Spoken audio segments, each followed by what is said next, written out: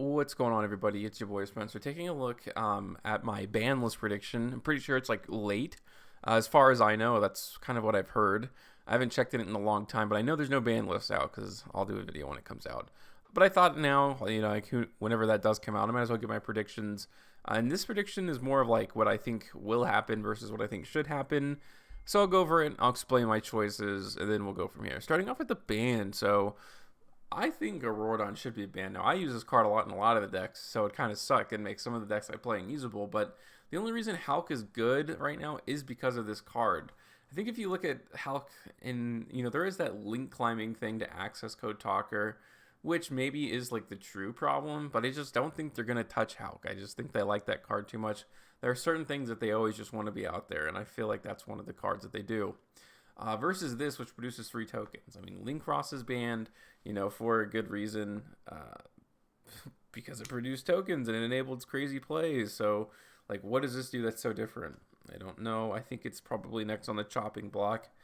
And probably Scythe is as well. And honestly, I think it's like kind of fallen out of favor, even just the combo. But I don't know. When I think of Cyberse Eldlich, I don't think the deck would even be playable without Scythe. And that's just kind of how powerful this card is. Maybe like you want to ban Predaplant Verte and Anaconda. It's another card. Halq and Preda just think they like these general enablers for these type of mechanics of being synchro summoning and fusion summoning. And I think if you do this, no one's going to be playing a lot of degenerate decks. No one's just going to go into DPE pass, as good or bad as that might be. I feel like this, at the heart of it, is the card that most people have problems with. Just having floodgatey type cards like this are just never like a good idea to have in the game. And I think they're gonna finally. They've been pretty harsh, like in the past year, right? Zexal, VFD, like they just don't enable those cards anymore. Going on into the semi-limit, I'm pretty sure they're just gonna start throwing these like slowly but surely, into the semi-limit, because I'll never just go from 1 to 3 apparently. Like Mirage Stallion, I don't even know why this didn't go to 2 originally. Like Salmagrade isn't doing anything. Tiger, like rank 4s, like obviously just decent engine, but not meta defining at all. This was only so good with like the Azathoth combo and Astrograph Sorcerer. I mean, there's no way to pop it reliably without Electromite. I don't even know why they didn't just go straight to 3. This card does absolutely nothing. And even if it was like fully legal, like was it that great? Maybe it was, I'm not sure. But definitely something I think they're going to increase again. Limit, I don't think they're going to hit the Brave token that much, or the Adventurer token, whatever you want to call it. I think they're going to start here. I mean, this card is crazy because it's like a free special summon sometimes. You can search it, pitch it, add Fateful, you know what I mean?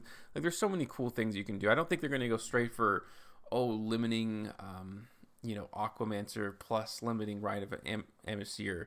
It's a fairly new engine. It's been around in the OCG a lot longer, so their hits are a little bit, they make a little more sense. This is going to hit the consistency a lot. You're going to see some of the bricks a little more often. I think they're going to be very happy with that. And if it's still such a big issue, then they will like address it from there. But this is how I see them hitting the deck. And then Unlimited's pretty standard stuff. Circle, Scapegoat, A Hero Lives. So another boost to Salmagrade's here. I think the deck is really fun to play, but definitely isn't going to change anything too much. Scapegoat, no one's playing this card for a good reason. And then A Hero Lives. This card could have been at 3 2 years ago, and I don't think it would have made any difference. And then last, I do have my little wish list here. I wish Electromite would go back to 1. It's insane. The pendulums absolutely do not do anything, and they would not do anything after. It would just make them better. And then I'm sick of DP. I understand its utility, and how it helps casual decks pretty much, but every single deck is playing this. I really can't think of any deck that isn't running that package with Predaplant Verte and Anaconda.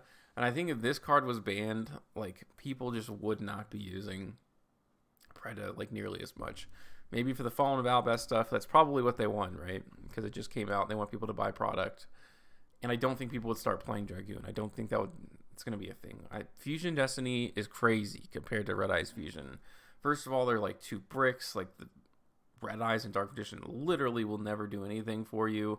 Red Eyes Fusion doesn't let you activate it after. It can be the only monster you summon. So if you hard open Red Eyes Fusion, it's not like Fusion Destiny. Celestial draws you 2 cards. it's not comparable. And I know in a vacuum, like Dragoon is better, but Yu-Gi-Oh isn't played in a vacuum, right? At least that's how I feel about it. Like I said, I don't think Dragoon would see any competitive success, nor did it ever, even before DP came out. It was appeared in like maybe one top, and that was it. So I did make a community post about this, but obviously comment in the section down below your thoughts about my ban list predictions. Other than that, that's going to do it for today's video, and I'll see you guys next time.